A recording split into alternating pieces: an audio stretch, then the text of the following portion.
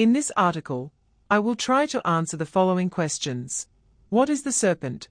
What is the meaning of the punishment of the serpent? Why did the serpent approach the woman? Before I present my opinion, it is necessary to consider the commentaries of the sages. Who or what is the serpent? According to the Midrash, the serpent was an upright walking animal the size of a camel with Satan for a rider. The serpent pushed the woman towards the tree, according to some of the sages, and raped her. Abarbanel on the Torah, believed the serpent represented the imaginative quality of the woman, but in the same book, he gave the description of the serpent climbing up and down the tree of knowledge, and eating the fruit. Evidently, these two opinions are contradictory. According to Hasidic thought, the serpent represented the inner voice of the woman. There are many questions here. How can an animal talk? Rabbi Shneur Zalman of Liadi, the Alter Rebbe, posed the question. How can an animal know the thoughts of GD? The position of the Kabbalah of information. My explanation is based on the ideas expressed in my previous articles. In brief, the two accounts of the creation of man given in the Torah describe two different events, two different creations of man. The first creation of man took place in the zone of the information space represented by the Sephira Malchut of the world of Atzilut. The creation of the world's barrier, Yetzirah, and Asiya was the result of the sin of the man. The commandment doesn't make sense unless there is a way to break it. In the process of naming the animals described in the second account of the creation of man, Adam received knowledge about animal traits of character, which are the drivers of the breaking the commandment. In the Torah, we read, Genesis 3:1 Now the serpent was cunning beyond any beast of the field that Lord GD, Havaya LM, had made. From that, we can conclude that the serpent was an animal named by Adam. Consequently, Adam acquired the traits of the serpent's character. So did the woman. Most cunning demands explanation. Stay updated with the latest news. Subscribe to the Jerusalem Post newsletter. Subscribe now. Here, we should consider and analyze the structure of the soul. In Judaism, there exist two kinds of categorization of the soul: vertical nefesh, ruach, neshama, chaya, and yetzirah. Horizontal gdly soul and animal soul. In his book Torah, or The Light of the Torah, the Alter Rebbe explains that the structure of the soul is similar to the structure of the tree of Sephiro. The Kabbalah of information follows the ideas of the Alter Rebbe. According to the Kabbalah of information, creation is an information space made of concepts. The distance between concepts in the information space is determined by the similarity of their meanings.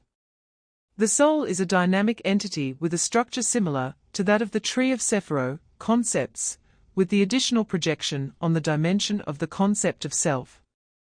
The similarity between the structure of the soul and the tree of Sephiro allows the soul to interact smoothly, to reduce the distance, with the tree of Sephiro, provided the soul embraces the concepts of the tree of Sephiro.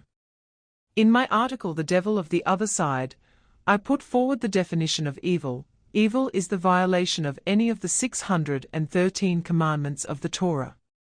There is no evil without the violation of any of the 613 commandments of the Torah. In the information space of creation, the side of good is represented by the concepts of the commandments, and the side of evil, sitra hira in Hebrew, is represented by the concepts of the anti-commandments. The transitional operator is the concept don't. Don't doing the line of thought of Judaism, the GDLY soul never sins. In terms of the information space, it always stays in the zone of the concepts of the commandments.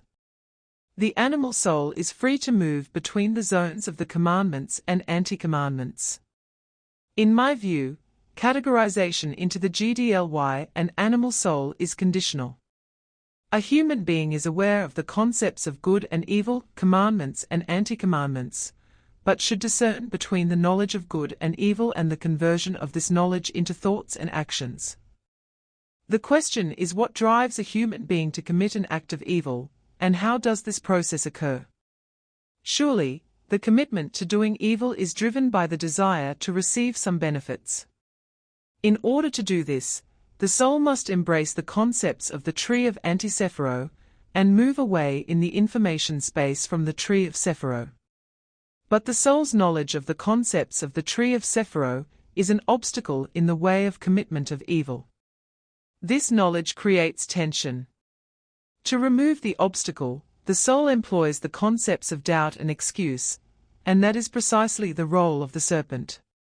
The serpent introduced the concepts of doubt and excuse to the soul of the woman. This helps us understand what the sages meant by saying that the serpent had pushed the woman towards the tree of knowledge. By introducing the concepts of doubt and excuse, the serpent reduced the distance in the information space between the soul of the woman and the concept of breaking the commandment. In the process of choosing, we analyze the consequences. If the consequences are bad, it's highly unlikely that we will make a decision. Before the conversation with the serpent, there was only one consequence of eating the fruit: death. The serpent introduced an alternative outcome and seeded doubt and excuses in the soul of the woman. Therefore, we can conclude that the serpent represents the concepts of doubt and excuse. The question is, in which part of the information space do these concepts exist? They must certainly be a part of the tree Antisephiro. The answer is in the Torah. Shemot chapter 4, 2-3-4, and the Lord said to him, "What is this in your hand?" And he said, "A staff." And he said, "Cast it to the ground," and he cast it to the ground, and it became a serpent, and Moses fled from before it. And the Lord said to Moses, "Stretch forth your hand and take hold of its tail." So Moses stretched forth his hand and grasped it, and it became a staff in his hand. The staff represents, with its shape, the letter Vav, Hebrew, the third letter of the Tetragrammaton. In the tree of Sephiro, the letter Vav designates Partsuf Zir Anpin Sephiro, chaste, Gevurah, Tiferet, Netzer, Hod, and Yesod. So does the serpent, which has the same shape as the staff. From that, it follows that the serpent represents Partsuf Zir Anpin of the tree of the Antisephiro. This is confirmed by the ideas expressed by the Alter Rebbe, staffs and snakes, Chabad. Org. The Alter Rebbe says that the staff is the channel for bringing sanctity to the world. Consequently, the serpent is the channel for bringing evil to the world. Earlier, I mentioned that the sages opined that the serpent raped the woman. It was definitely not a physical action. Here is the explanation. The tree of Sephiro represents the multitude of the concepts in the information space. Different combinations of concepts constitute events, informational changes. Events occur in the zone of Sephiro Kita Malchut, which represents the information space itself. The tree of Antisephiro represents the multitude of the anti-concepts, but crucially, the information space is one and the same.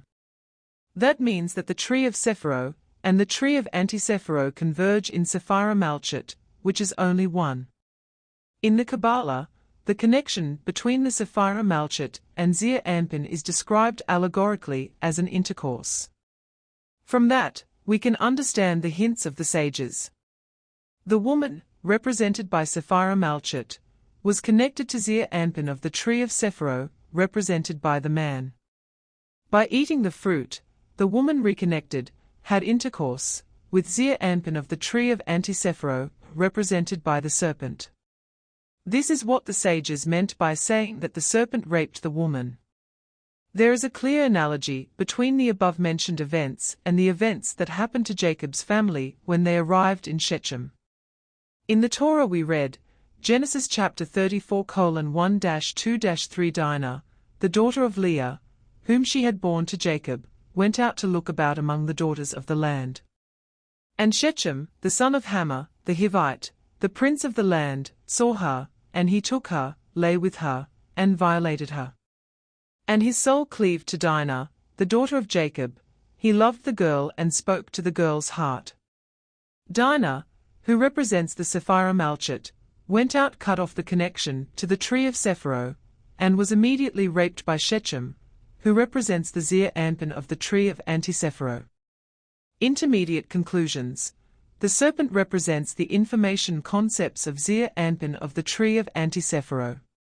The conversation between the woman and the serpent represents the inner voice of the woman.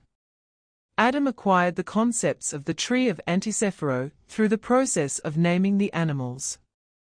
Each animal represented one anti-concept. The serpent represents the Zeir Anpin of the tree of Antisephero, which is the collection of anti-concepts. That is why the Torah calls him the most cunning of all the animals. The punishment of the serpent in the Torah we read, Genesis chapter 3:14-15, and the Lord Jedi said to the serpent, "Because you have done this, cursed be you more than all the cattle, and more than all the beasts of the field, you shall walk on your belly, and you shall eat dust all the days of your life. And I shall place hatred between you and between the woman, and between your seed and between her seed. He will crush your head, and you will bite his heel.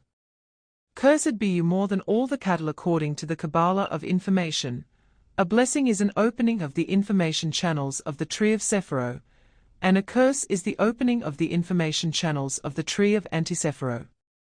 Since the serpent represents the collection of Antisephiro animals, it is cursed more than other animals. You shall walk on your belly. Rabbi Bahia ben Asher, in his commentary, explains this quotation as a reduction of the power of evil by the 9 levels of emanations. The Zohar, be aware of serpent rider, Chabad. Org, mystically interprets the phrase on your belly as cutting off the supports and legs of the serpent. In general, the idea of the reduction of the power of evil is correct, but demands clarification. Since the serpent was not a physical animal, we should explain the meaning of cutting off its legs. As I mentioned above, the serpent represents the Zeir Anpin of the tree of Antisephero, which includes Antisephero chaste, Gevurah, Tiferet, Netzah, Hod, and Yesod. The concepts of the Sephiro Netzah and Hod represent the relationships of the soul with the world. In the book Gates of Light, Sha'ar Ora, written by the prominent Kabbalist of the 13th century, Rabbi Joseph Jikatilla, we read, the legs referred to Netzah and Hod, which are the essence of Yhvh Elohim Tzvaot, which are pillars of the spheres, and corresponding to them are the 2 pillars of Salomon, Yashin and Boaz. You already know that the middle line of the spheres is the essence of the Tiferet, which is the essence of the letter Vov, the 3rd letter of the ineffable name Yhvh. These 2 pillars are positioned beneath the Vov of the name, for the letter Vov is the essence of the word Shesh, 6, and the numerical equivalent of the letter Vov is 6, for it sustains the 6 names, Gedula, Gevurah, Tiferet, Netzach, Hod, Yesod. Thus, the verse refers to legs, which are Netzach and Hod.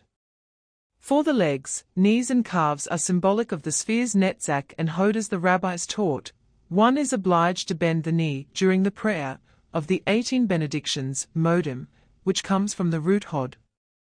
For any blessing that is brought to the world comes from them, therefore, anyone who does not bend his knee at the prayer of Modim will have his spine changed into a serpent after 70 years. From the above, we can conclude that the cutting of the legs means nullifying the concepts of Antisephero, Netzach, and Hod, and consequently significantly reducing the power of the tree of Antisephero.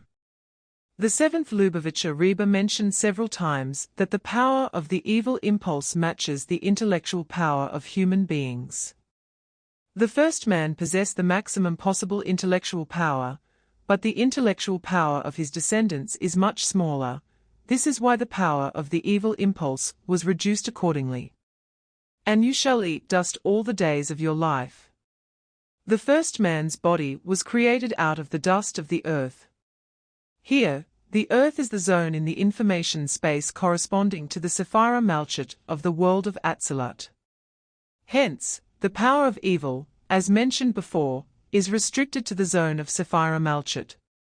And I shall place hatred between you and between the woman, and between your seed and between her seed.